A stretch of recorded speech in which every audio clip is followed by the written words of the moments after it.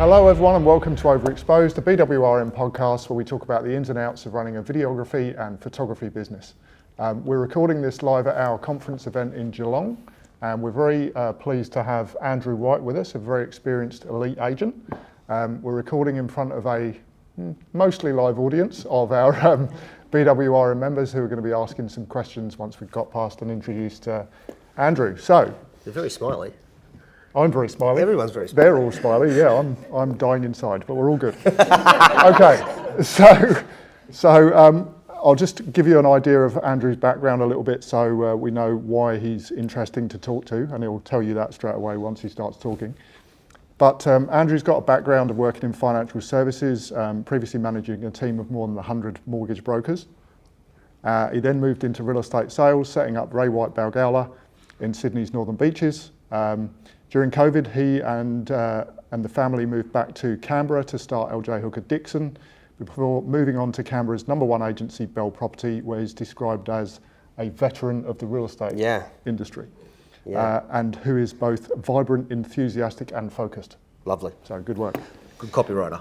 What it doesn't say is that he's also a very nice man, and we're very pleased to have him with us.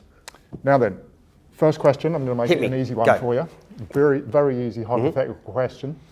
When you look around this room, if you could choose any one person to be married to. Already did. Made the choice.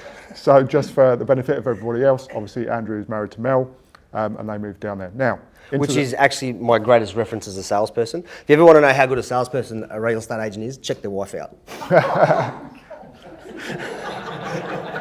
Good salesperson, very good salesperson. Good work, well done. Can you pull it up so that people can get a visual? I know who she is. All right then, so that's the easy one. Now, you moved from a corporate background into real estate sales and set up your own agency in Balgowlah under Ray White. What was the main driver for you moving out of corporate and into real estate sales? It's going to sound weird, but I actually chased the girl. Oh, really? Yeah, so I had a good corporate job in Queensland, ran the whole of Queensland for Ray White Financial Services, so there was a real estate link there. But I wanted to move to Sydney to be closer to Mel. We just started seeing each other and saw that was going to be our future, and I couldn't find a corporate job. And I thought, oh shit, what could be easier than selling houses? So we made that decision together, and 3 months later had a business. And so, what was the reality any different from what you imagined? Oh yeah, absolutely. So I moved from Queensland to Sydney, never lived in Sydney, landed in an affluent, high-end market and opened a business, never having sold a house before, never really knowing anything about real estate before, just pushed all our chips in and opened up a business and signed a 5-year lease and hoped for the best, thought it'd be easy, as you do when you start a business, but that's how it started. All right. And so moving on from there, on her podcast, Melissa described this time as one of the hardest things I've ever done in my life. Presumably this was a shared experience. Yeah, absolutely. So do you want to sort of outline some of the challenges that you faced? I think the biggest challenge was just not understanding what the prospecting cycle looks like how long it takes to take an acquaintance, turn them into a customer, then turn them into a client. That time frame is so long. So give us an idea how... So we started day one, you push half your money into your startup cost. You've got 4 months worth of cash.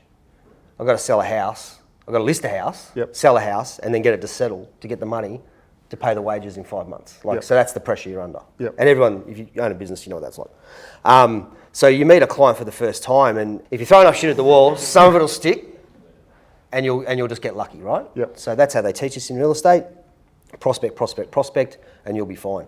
I reckon we knocked on 500 doors in that first month and had this realisation that, oh shit, people aren't going to trust us with their biggest asset.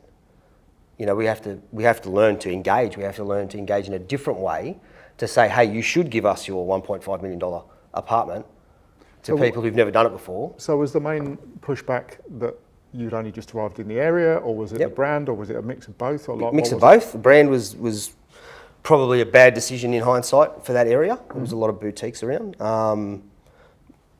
Easy to blame the brand though. I just think it was naivety, you know, which was also a secret part of our secret weapon as well, is because we did walk in and just expect people to like us, Yeah, and that'd be enough. if you thought about it a bit more, then yeah, exactly. So yeah, I remember we got our first deal, and it was a referral from our finance network, and trying to sell it on. We were catching the ferry back from the city, and trying to do the deal, and it was just, oh shit, what do I do now? Yeah. And that was the whole first 6 months. Was what do I do now? I guess the difficulty is, and a lot of people would have experienced this, is that obviously you're saying you're under time pressure, so that I'm not saying you get desperate, but you really want the listing. Yeah. And that can be unattractive to customers as well because you're chasing stuff hard. 100%. Biggest thing I've learned doing that business was no one works to your timeline. So even now, I get so frustrated. Clients, the best thing they could do is sell their bloody house right now, or take this offer, or it doesn't matter. If you're not meeting their timeline, you're never going to have that connection to create a client. You might get a customer every now and then that you can trick into using you, or trick's the wrong word, but like convince to use you just once. Yep. But if you want that longevity, you've got to work to their timeline, and that was a big lesson. Lesson. And how did it pan out? I mean, obviously you We did succeeded, okay. but I mean, did it take 2-3 months to get going? What was the? Oh no! How close were you? So get going is a really interesting word too. So turnover, cash was king. Turnover was something we hid behind a lot as a business. Profitability, we probably could have spent some more time on. We grew too big, too fast. Mel and I were very good at getting people to believe in what we were doing, and people would come along for the ride. So we got very big, very fast. I actually don't believe we ever got to a point where it was okay in that whole time. Because For 5 years. Yeah. Yep. Until we sold it. The thing that saved us was Mel and I, neither of us had done this before, so we just flipped a coin basically and sort of said, well, Mel's going to do rentals and I'll do sales, which just kind of works because Mel's more process creative and I'm more, sales. So we did that, and thank God for her, she built a rent roll that we could then sell as an asset just before COVID, timed it perfectly. Yep. and get out. Because if we had that now, I don't know where we'd be. Do you think that a lot of agencies sort of not survive on the rent roll, but that's the backbone of the business? It's your parachute. Yeah. It's your exit clause. Yeah. Okay. Awesome. So a property management is worth between $8,000 and $10,000 as a realisable asset to an agency. Yep. So if you start seeing rent rolls going for sale, that's the sort of money. Yeah, not necessarily. Some people use it to get out. Okay. So yeah, awesome. So in that office, you're originally using a competitor of ours for photography. Yep. Can you remember if there were any specific things that drove you to think about changing, and what would you say is the main reason for it? Oh, good question. So we used the company that our brand told us to use, which was Campaign Track in Sydney. Loved the photographer, loved the floor plan guy. Their system was pretty cool, but you had to book them two separately. You couldn't get the one person to do both jobs. Yep. Being small fish, 1 to 2 deals a month, you're really concentrating so hard on what you're doing that your photographer isn't really that important. It's whoever you can get on the day. So we had one system. We had a few people knock on our door and we tried, but the biggest thing was when Jackie came and saw us. I can't remember when she came and saw us or how that panned out, but I remember the first job we did together. And they brought out the drone, and I thought it was the coolest thing I ever seen. And but her and Andrew were just bloody nice people, really nice people. And so yeah, we booked whatever we could with them from then on. And then that relationship then transitioned to Liam, and we just always had that relationship with the business after that. But it was just, they were good people. Yeah. Weren't pushy, not salesy. It's interesting to hear when you said about, you're not getting many listings, so you're not really thinking about photography. Someone told me years ago that, the agents aren't thinking about photography most of the time. Ever. You need to think about, all you need to do is make them think about it slightly more. Yeah. So when they are thinking about it, they think about you rather than just whoever else is in their frame. Yeah. So, yeah. Yeah, it was very much like that. You're trying to survive. The last thing you worry about is, well, what do I do once I get the listing? You've got to get the listing first. Yeah. And so, just to dive a bit more into, they were nice people, and Jackie is a nice person, by the way. Yeah. So is Andrew. But was it sort of the experience on site, or was it, easy to make calls and get them to do stuff, or what was the sort of thing? I don't think, for me, it's none of that stuff. I'm attracted to people who are just nice, that I can talk to. I'll hang out at a shoot and just talk the whole time. Talk to my client, talk to my photographer, which is a lot easier when it's your wife these days. But that engagement, that representation of my brand in the home is exceptional. And if someone can come in and be a part of what I want the market to see me as this, and if they're part of that, which to me is easy to get along with, open and honest, you know, that they're my brand, things that I want from my team. If they're an extension of that, well, you just got to get them in. Yeah. And so usually I would imagine that the photographer is one of the first trades that turns up after you've got the listing, right? Is that pretty much the case, or? It used to be. It's probably third in the chain now. Okay, who would be the first two? So in the ACT, we have to have a building inspection done on every house we sell, or an energy report done, which is also another reason why, that's a whole other question about floor planning. But so we have to have that report done before we can get a contract. So that's the first appointment that's done. And then we style the house first, second. So they're the two things that happen first, and then the photographer's in. Okay, but by the time you've had the building inspector around, who's obviously, you know, official and doing his job and all the rest of it, then you've got the stylist who's making the house look better, and then you've got the photographer coming in. So hopefully by that point the vendor's thinking, oh my God, this guy's a genius. Like there's a lot going on, and I feel comfortable. So, but every single person in that chain has to represent that. Like even I use one building inspector for the same reason. Yep. Because I know when he turns up, the customer's going to get that experience from first my he's going team. to turn up. Yeah, he's going to. That's good. Yeah. Yeah. Absolutely. Good stuff. Awesome. So after running this office for about 5 years, you moved back to Canberra. Yep. And obviously that meant both of you finding new jobs. So we've heard Melissa's experience of growing her business, but I'm sort of interested in your perspective. As an agent with experience of dealing with photographers, what were your sort of preconceptions of real estate marketing as a business, and did anything surprise you about the growth of Melissa's? Right. So the thing that I didn't understand when I moved back to Canberra, because I was now working for someone else, was that I didn't have a choice. I had no control over this. In my head, Mel's going to be my photographer. She's starting on her journey. I'll be her first job. Like, life's going to be good. Yep. But for my first 2 years, I couldn't actually use my own wife. Like, the business wouldn't allow me to use her. They said, oh yeah, we'll get her in, we'll do something with her, but it never worked out. So I was trying to start my business up. So Mel's coaching me, because it's, you know, throwing all your toys out of the cot every Monday. And then she started trying to start her business up. So we're coaching each other on how we should approach each other, approach our target markets, which was really interesting. So I had this lens where I'm learning to deal with new photographers in Canberra. I'm meeting the new business that we've got a contract with, but I'm also watching Mel go out and bang her head against the door with all these agents, you know, in 1,000 different ways. Just like when we knocked on doors for trying to get listings, you know, you try and approach with 5 and that doesn't work, so you try a different approach and you start ticking off what works and collecting that information and getting better at that part of the role. So I think the thing that surprised me most was how badly Mel was treated by agents in some respects, and as her husband, there was quite a few I wanted to have a word to.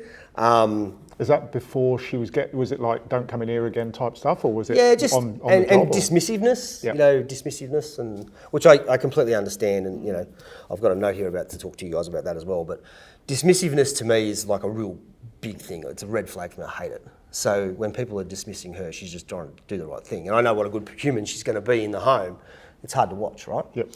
But when she grabbed a couple of clients and they started commenting on how much they liked how she made the client feel, it was just, I knew that was going to go. Yeah. Because that's her point of difference. That's her magic dust. Yep. So her magic dust for client experience, her photography didn't matter. And I'm sure she wouldn't say, but her first video, my God, you know, like I've still got a copy of it and we look at it every now and then and go, like, that's where you were from a skills perspective. But it didn't matter because the way she made the customer feel actually enhanced the way they experienced her product, which then gave her another chance. Yep. And if you do a good job, you'll get another job. And so once she started really escalating and the phone started ringing, I wasn't surprised. And so the growth was pretty quick from that. Oh, yeah. Did that surprise you? Like, did you have any preconception of how long it would take to do it? Or? She's did a 10-year plan. I think got ahead of it in 3. Like shit, you know, it's crazy stuff. But you know, from all that experience of running that business and the pain and the heartache and being able to maintain your genuine approach to people, I think is what I now look back and go, well, of course she made it. You know, it was then- never about the technical stuff, ever. And then finally, you were allowed to use your own wife for Yeah, photography so when you then, moved? well, interestingly, so the business I joined turned out not to be a match for a number of reasons other than just business. So I was starting to sniff around and look. And one of the businesses that had taken Mel on, she had been talking about. And part of the reason I was attracted to them was because of the way they treated her. You know, they had a very strong female agent presence, like the top 3 of the top 6 were female, which in Canberra is not a thing. Yep. There's not a lot of really successful female agents, not as many as there should be. But they just treated her with respect. They gave her good work. She was doing a lot of collaborative stuff with some good people. So when the time came and their boss rang me to hunt me, I took the call. Yeah. So Awesome. Good work. yeah, so she kind of got me in there too. So I owe a lot to her as well. Good work, mate. Now then, slightly different topic. Yep. So during your pitch to the vendor, Yep. when you're trying to get the listing, how big a part does photography and marketing play in the discussion? And what are the sort of common questions or concerns during that part? So generally 0 has been my experience, which I'm trying to change now. Yep. So when we go in and pitch for a listing, our job, and this is going to seem a bit odd, but our job is just basically to tell the customer what they want to hear. Like when you're an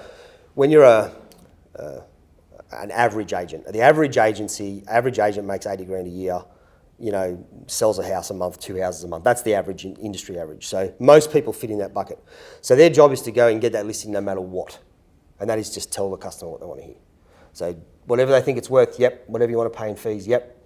Lock it in, get them signed up, and then worry about everything else later. Yep. So that's the normal strategy. So then you evolve, and as an agent you evolve, and your marketing pitches become more about how you're going to present the property and the imagery you're going to use. And you know, I take an iPad into presentations now, and I show 3 videos. I'll have 3 videos in there. One, you know, the agent's not in it. It's all, you know, very cinematic, up in the air, and there's birds chirping, all that shit. Then there's a, you know, real fast, groovy edit with electronic music, and then there's one where I'm talking a lot. And depending on how I relate to the customer, I'll show them that video that I think's appropriate to my pitch. We've now graduated to, we have a digital presentation that we send out on every listing, which talks about marketing costs and what, you know, it's all my profile stuff and videos and things like that. But in it now, there's links to all the suppliers. So I've now added BWRM to my link. Yep. So when they get that, they actually have, we use the best photographer in Canberra because that's what your home deserves, yada, yada, yada. Yep. And the next step, which we're starting this financial year, is Mel's got like a portfolio that she's made up. And we're going to take a hard copy of that into our listing presentations. We have a beautiful gift box we give, glossy brochures and all that sort of stuff. It needs to be part of that. Because again, it makes me just look more professional. Yeah. But I've had to graduate through that. Like when you're starting out in your career, until you really hit that self-generating mark, you've just got to do whatever the customer wants. Yeah. And everything else becomes less important than signing them up. And so in that early stage where you just want listings and you just want to get stuff signed up, is there a temptation to sort of, you know, oh, whatever, we'll just do the cheapest thing or that kind of thing? Or yeah. Absolutely. Yeah. I have clients tell me all the time, you know, I've only got this much to spend on marketing. If you can't do that, you're not getting the deal. Yeah. So I have to make a decision commercially. You know, if I think I can sell it, if I believe them, I will pay the difference myself and invest in that, but I'll never take a shortcut. Yep. But when I've got no money, you know, when I'm not making a good salary, a good living out of this, that decision is a lot harder to make. Yeah. You know, Yep. If they want to save $200, well, maybe I have to get box branded to do my floor plan, or, you know, things like that. So. Okay, interesting. And how big a part would you say price plays in the photography discussion? For me, 0. But when we started out, it did play a part. And I think it was because I think you guys talk about price too much, just as an industry. Mm-hmm. Every shitty marketing thing I get from a photographer, it's all about how cheap I can do it. You know, so we get bombarded all the time. You can imagine spam, spam, spam. You know, I can get a photography and floor plan package right now in Canberra for $180. 15 photos, floor plan. Like, it just turns me off. Yeah. You know, because I mean, I'm close to the industry too, and love you guys, so I understand that the quality that you're selling, you have to make profit from as well. So it gives me a bit, I do look at it a bit more harshly, I guess, but that's what we're getting smashed with. Yeah. So because they're targeting the low-performing agents. But from the vendor's point of view, how much is discussed about in terms of price? Cost and value are the two things we talk about the most.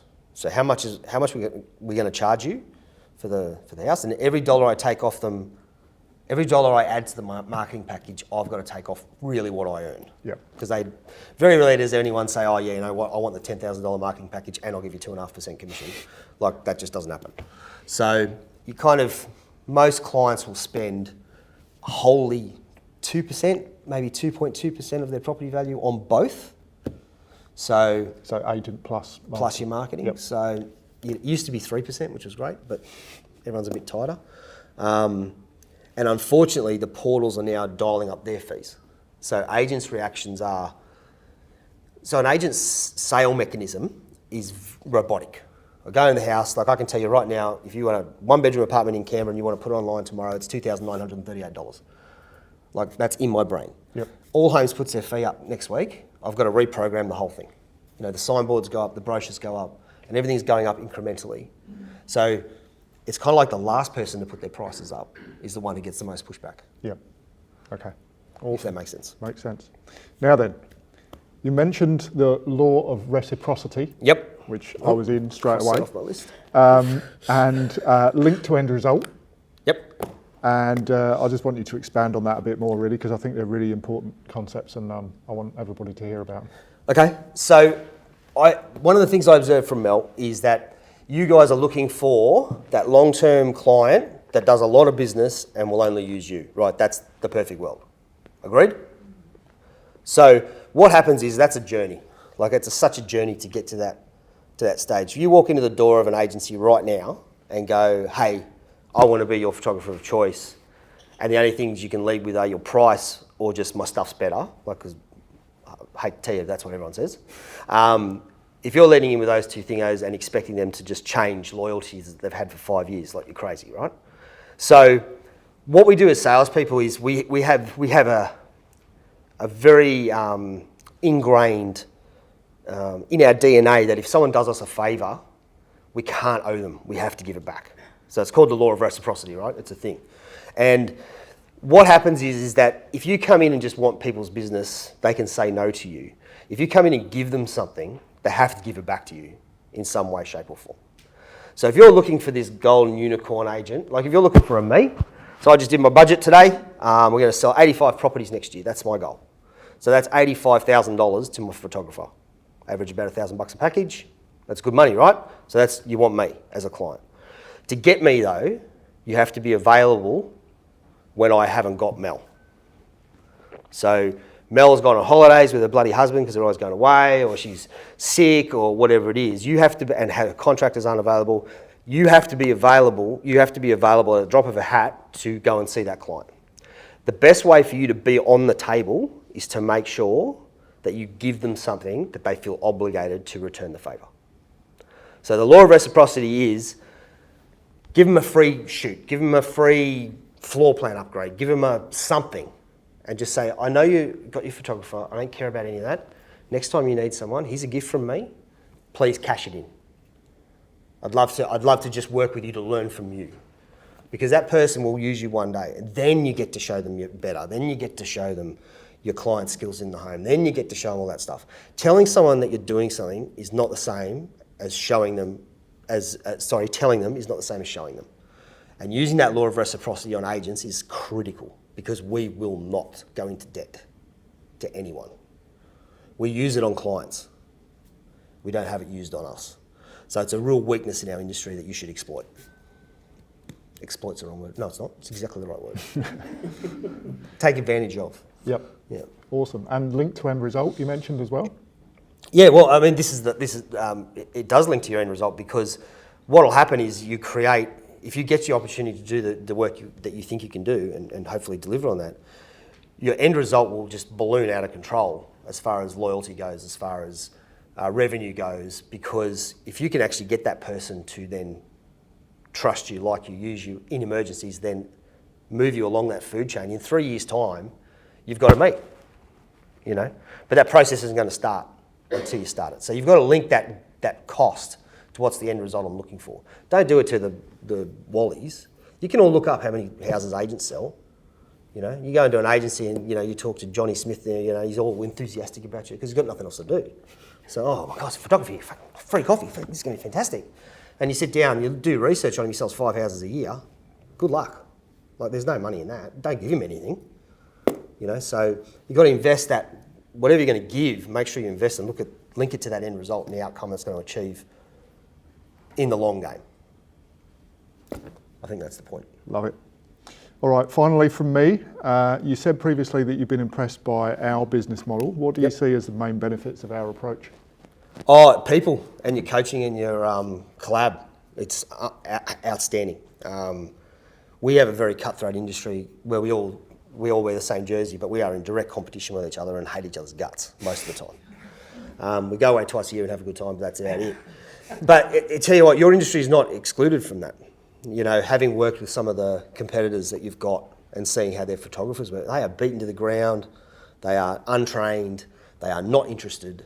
And when Mel joined you guys and just started to flourish, both as a photographer, which was pretty important, but more as a business owner, I think I have a lot of respect for that, because having sort of sat in your job and trained people and tried to grow people's businesses in corporate before, I know how hard it is. And to have this level of engagement from everyone and this continued growth in personal development as well as skills development, you got a little magic thing going on.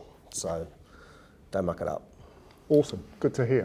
All right, thank you very much. I'm going to open up to questions to everyone else. My name's Nick, and I operate with BWRM in Geelong, so where we're presenting today, this lovely city. Fantastic and intriguing presentation, was absolutely fabulous. Quick question for you. You mentioned you mentioned early on that when you get offers from photographers, you know, of $180, 15 photos and a floor plan, that it turns you off. What is it about that turns you off? I know it's cheap.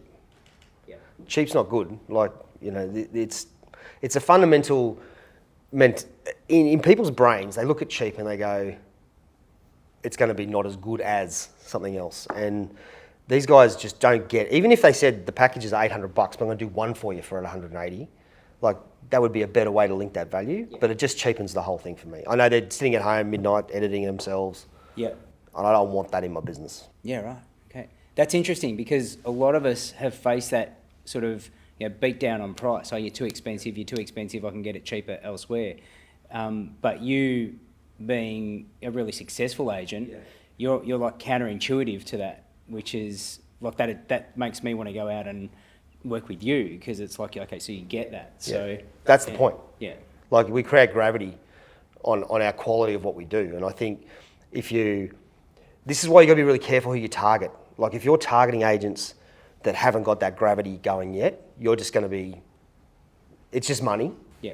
So don't get me wrong, you need the money. You've got to have cash flow, you've got to do deals, you've got to give away free stuff. Yeah. You have to. But it shouldn't be your marketing business plan moving forward. It should be a means to an end. And you need the agents, and I'm going to say agents, not agencies, agents that create gravity, and then they pull you into it, and you pull them into it, and you'll sit there and it'll be comfortable, and price will never be brought up. It should never be brought up. Awesome. Love it. Thank you. And ask the agent next time, oh, so do you drop your fees the first time someone asks? They do, but they'll say, no way. Shit. Create some commonality that they like that. It might not work in the moment, but they'll remember it. I'm Lauren from BWRM Hawkesbury, and my question would be, if you come across a, say Mel wasn't your photographer, and you had one come in that you knew had worked within the real estate industry for a competitive real estate, would that turn you off? Great question. So, one of the things you've got to do in this game is find your pin-up agency. So we all have someone we aspire to. Ask the agents who they hate the most, they'll generally tell you, and that's the one you've got to go after, right? So there'll be one agent that's dominant, there'll be one agent that has the best marketing. Whoever they are, we all look up to them. So if you are working for a competitor that they respect, it'll actually do you well. If you've worked for someone that they hate, like they don't like the way they present them in their marketing, it's the opposite. Yeah. So aligning yourself with the, I don't know what the right word is, the lower end of my industry, if you align yourself there, it's very hard to get out until you've got yourself a unicorn. You know, so watching what Mel did was the same thing. So she's doing the biggest, ugliest brand that started doing their property management for $90 a shoot, like started there to get the practice, right?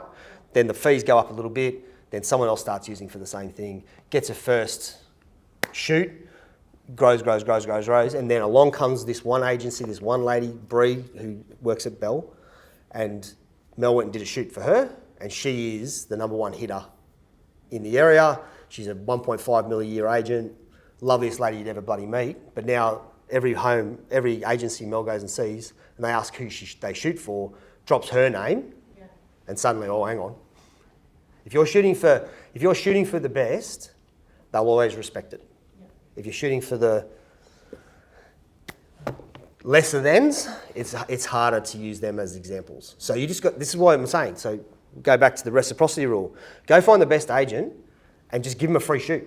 Yeah. Here's $1,000 worth of free shoot to use on a client of your choice, because just doing that and having your name on their name will help you get into the next door. So, and she's got now the one that Bree respects now uses Mel exclusively. So he's the guy that we all look up to because he's a legend, nice fella, and his marketing is known as the best in Canberra, and Mel's his photographer. And Bree got her in that door, and you know, so the door's aspirational. Yeah. Hello, my name is Mel. I am your wife and also BWRM Canberra Central. The question I want to ask you is about your experience with the photographers you were told to use when you first joined LJ Hooker in Canberra, and because you had a few different. So what did you like about the photographers that you did get to use? Yep. And what didn't you like about some of them on that panel that you also used? Okay, great. So we had to use one of your competitors that we just booked it in and you got whoever you got. You could ask for a specific photographer, but they had a panel and they just shuffled it off to whoever you got. So the range of photographers we got to use was quite broad. And I found in Canberra, the one thing that it is it's a very service industry. Like the photographers were treated as the help. Like, you're the help. They just turn up, and they responded in kind and turned up and just were the help. So the photographers I first met, I remember the first shoot I did, and the guy turned up and he had his cargo shorts on and his huntsman's vest, like he's a bird photographer clearly. And he turns up and he's got his beard and he's walking around the house talking about all that aperture shit and all that stuff you talk about, and just really disconnected with the client, made me feel alienated. And the first thing I did was walk out and go, well, that's a guy I'm never going to use again. You know, so the way that they treated the clients I found really polarising after having worked with Jackie and Liam. This is now my first experience and I'm the agent, you know, in a new town. Surely a business this size, you got better than this. So I found they worked to a process no matter the house. There was an image count, exactly the image count every time. They would check the photos with me, which drives me nuts. I hate it when someone shows me the back of the camera. Really? It's your job, mate. Don't ask me. Fair enough. I'll sell the house. Don't come whinging to us later when you don't get what you want. You'll find I don't, mate. That's my boy. So, you know, like, I found it really, it felt like a really beaten group of people to me. There was one or two good guys in there. One's left and become a wedding photographer full-time, followed him. And the other one I referred to somebody to recruit as a contractor. So later on, yeah. So I was disappointed in my first experience. Stefan Young from BWRM, Ballerine. How important is consistency from a sales side of, like, from us approaching you as a photographer, trying to win your business? Yeah. Like, Yeah, so more so from a, like, not an annoyance level, but just the consistency of just checking in and coming back. And You're talking about not your product, you're talking about your actually follow-up. trying to win your business. I'm going to have to break this to you, and you're going to hate it, is we don't think about you very much at all. So your follow-up has to be methodical, it has to be planned, but it has to be not too frequent. You just don't want to hit the spam list. As soon as you hit the spam list, it's over. So my recommendation is you want to have visual contact at least twice a year, and you want to be following up probably bi-monthly. But not following up saying, hey, have you got a job for me yet? Following up saying, hey, like, great, my favourite one of all is, oh, hey, long weekend's coming up this weekend. No, Easter's coming up this weekend. A lot of people going away. If your photographer's not available on Thursday or the Tuesday, I just want to let you know I'm working, I'm free. Like, that's a reason to follow up and let someone know something. Not, hey, have you got a job for me yet? Or, hey, can I drop off a new set of brochures? Or, do you want my new price list? We will say yes to everything. We are horrific at saying yes to stuff. Yeah, so that's appealing to you, because, like, I know myself, I probably wouldn't want to work a public holiday, but if I wanted your business and could offer that day, would that appeal to you? Well, this ties in again to the reciprocity thing. Yeah. Do me a favour, mate. No, I didn't mean work Good Friday, like the Thursday before. Like, offer a solution that they may not have, because you guys will go away on holidays too. And we have to fill those spots if we have to. So knowing you've got a backup plan, it might take 3 or 4 of those. You know, school holidays, if your photographer's away for school holidays, you know, there's 3 opportunities a year to ask that question. I'm working, I'm around. Things like that. I'm Guy from BWRM Bellarine. How common is it for people just to sort of go in, have a crack, and then piss off? You never see them again. Oh, mostly. In person, yeah. Yeah, mostly. Most won't come in person, which baffles me. You know, like, to an industry that thrives on connection, you know, just popping into the office and dropping off something seems to me like a no-brainer, but they don't do it. Hi, David from BWRM in Sunbury. You talk about taking in brochures and having videos on your iPad.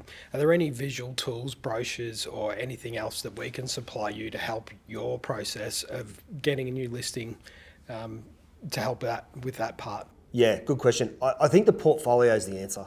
I think especially when, as agents, we all aspire to increase our income, and the best way for us to increase our income is increase the quality of properties. So you've got no idea how close our businesses are aligned. It's the same thing. I've got the 1-bedroom apartments of 400 grand when I start, and I'm trying to get up into the higher end stuff. Being part of that growth cycle is giving a tool that they can use to show that they are a bigger business than just them. And that, I think that portfolio solution is going to be the next step for me in trying to acquire those nicer properties, because not only can I show them that I'm using the best photographer in Canberra, but I can also show them that I can show her work across a number of agents, not just mine. So it actually helps me look like I've done more premium work than I actually have. And it's not a bad way to sell that to the agent too. Hi, I'm Neil, BWRM in the Macedon Ranges. When you're in the property at that sort of start of the shoot, yep. And you've got that experience with the vendor, and obviously you've then got a photographer there as well. What are the behaviours and the comments and the things that just warm your heart that you think this is the right person to work with? Yeah, I think when a client likes you, they like your work. It's just the way it is, right? So I think the thing that makes, when I know it's going to be all okay, is so Mel will come into the house, I'll introduce you to the client, I know this is going to work because she's just really good with people. And the first thing she says, can you just take me for a tour on your home? Like, this is what an agent does in a listing appointment, same thing. So they do the tour, they'll tell you all the things they like about the house, there's a connection there already, she builds the rapport, and then there comes a moment where the client just goes, all right, what do you want me to do? And as soon as they do that, you're done. Like, just, if you could just bugger off, that'd be great. But if not, we then have another, part of the other dance is that I feel like my job is to also keep the client out of the photographer's way. So I will then take the customer, if they're going to stay and be annoying, if they're going to stay and provide input, I'll divert the attention. We'll go talk about their marketing fees or strategies or what we're going to do. and then I'll just move them around the house behind Mel. So it's kind of a dance, and I think that goes to that whole connection piece. But as soon as that client makes that, I can just tell that they're relaxed. I know that it doesn't matter what happens in the photography shoot. I send and then when the photos go to the client, I send them an email that says, I hope you love them as much as I do. It's the only thing I say, whether I've even looked at them or not. That's what it says.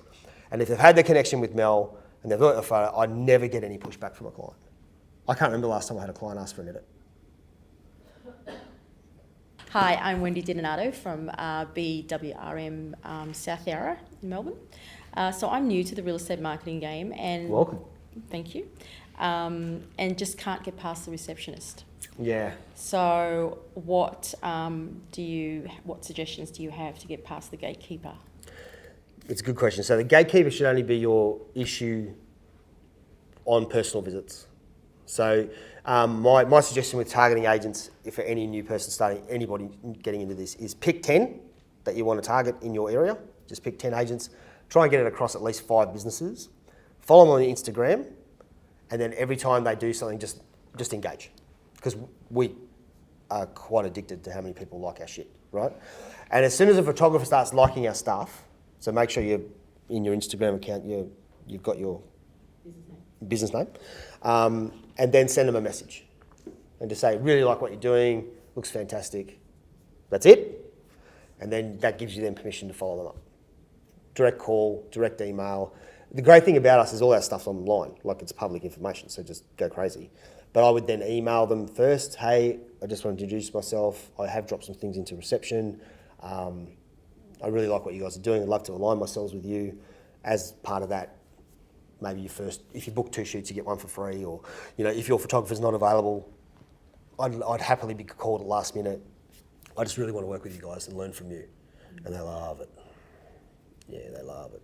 The receptionist's job is to not let you in. Like, that's their job. That's the only job of a receptionist at a real estate office. Because we don't want to talk to people. We're at the back making phone calls. It's the only time we're in the office. Yeah, trying to, yeah. So they don't want, and people knock on our doors and come in all the time. So, we don't necessarily want too much of that, but just go to them direct. Not en masse, just I would pick your targets, especially your aspirational agents that you want to work with, and just ask for a chance. Be easy to deal with is goal rule number 1. Hi, I'm June from BWRM Greensborough. Hello. Hi. I'm just following up from Wendy's question. Yep. When you said pick your 10 agents, do you mean individual agents, not an agency? Okay, cool. The agent is more important than the agency. Okay, yep. So agencies can be aligned to a photographer business, have a contract. You'll find that out pretty quick. It should not change your strategy, because this thing moves like a shell game. Like, it's constantly evolving, and business owners want to do different things. When I started at Belle, we had 3 photographers on the panel. We've now got 7, okay, because they've become a slave to their agents.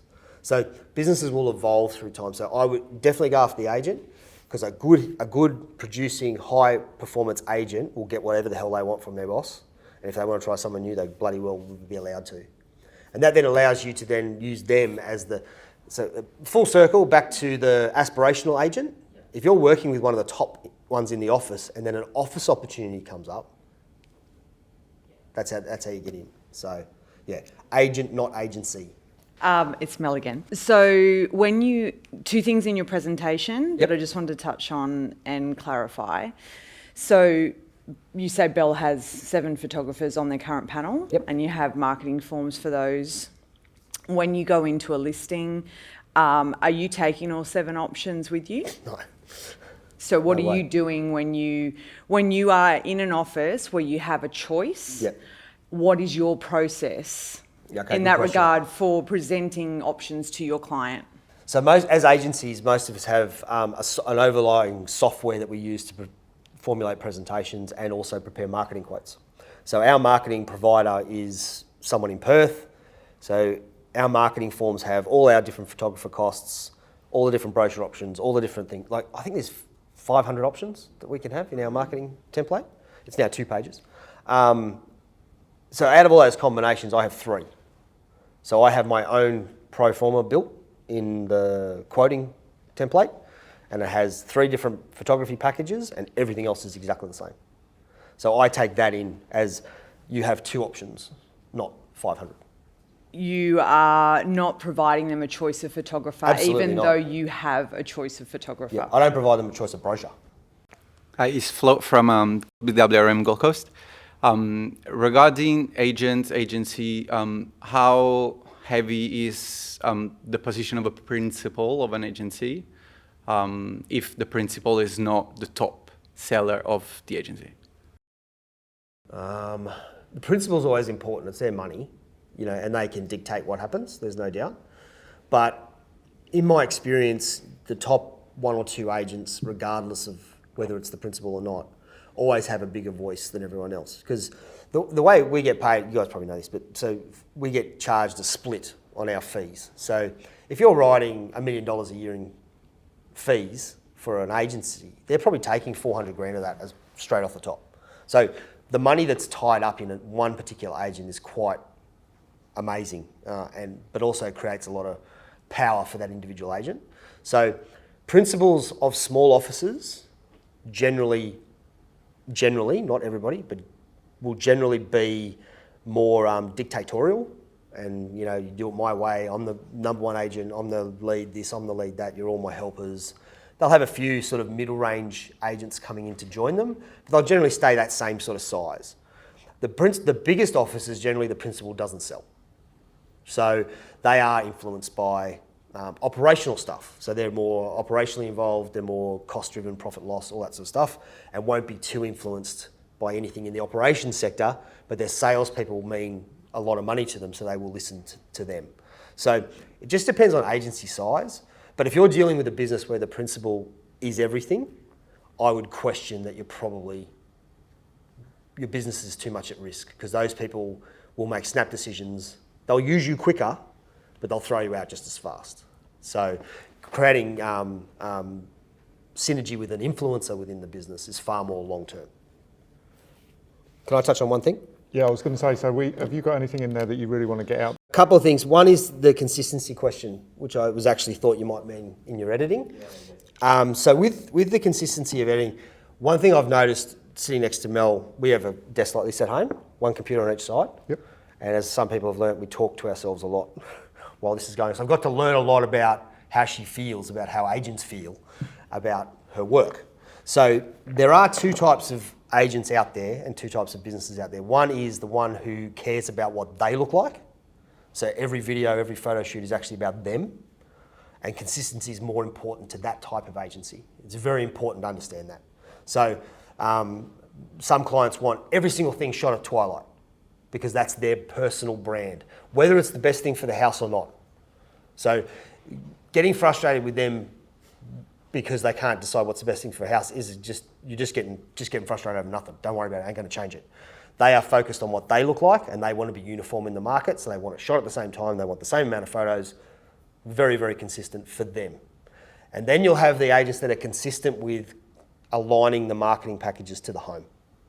So they will have different types of videos, they will have different types of image counts, they will have, you know, a bit of the architectural stuff, a bit of the, you know, warm daylight stuff, a bit of twilight, depending on what the home's like. But those 2 agents, they're 50-50. That's what it's like out there in the marketplace. And no one really drifts into being either. You're either all this way or you're all this way. So just, one of my favourite sayings in the world is, there's nothing spends better than dickhead money. Like, not long term, because it'll drive you nuts, but don't get frustrated when agents don't get what's best for the house, because half of them don't care. It's about what they think's best for them. Like the wafflers on the videos. Yep. Like, fucking Jesus, mate. What are we selling here? I have a deal with my clients. If I say my name or my agency name, the video's free.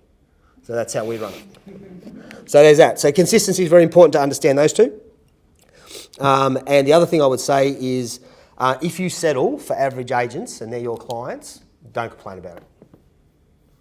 Like if you want an agent that does 10 houses a year and you're not getting enough work off them, it's not because they don't like you, it's because you've picked the wrong agents.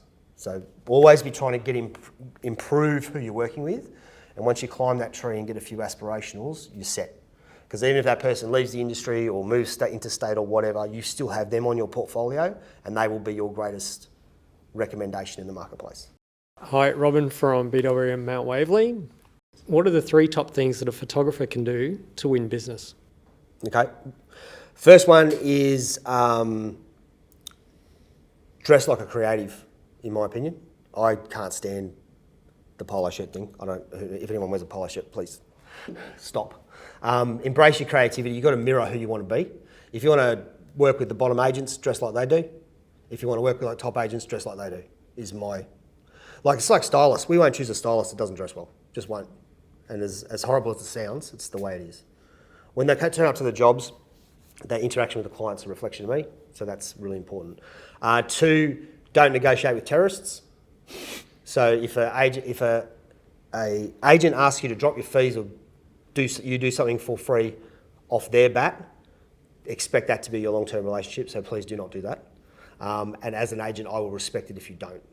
If I ask you to do me a favour and you say no, that holds a lot more weight with me long-term than you did the favour. You'll always be the second choice. Very important. 3rd thing would be just consistency of message and making sure that you're always polite and never desperate.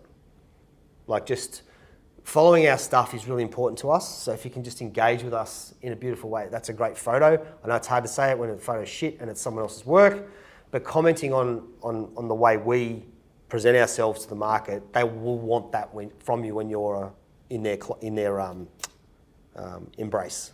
So setting yourself up to that is a really good way to do it. A lot of the photographers in Canberra have gotten onto it, and now every time we put up a listing, there's 6 or 7 photographers who will suddenly all like your stuff. It is a good way because we do look at that. We do look at that. Thanks very much, Andrew, for coming. Really Thanks for having me. appreciate your time, and thanks for everybody for the great questions. Well done, and thanks everyone for listening.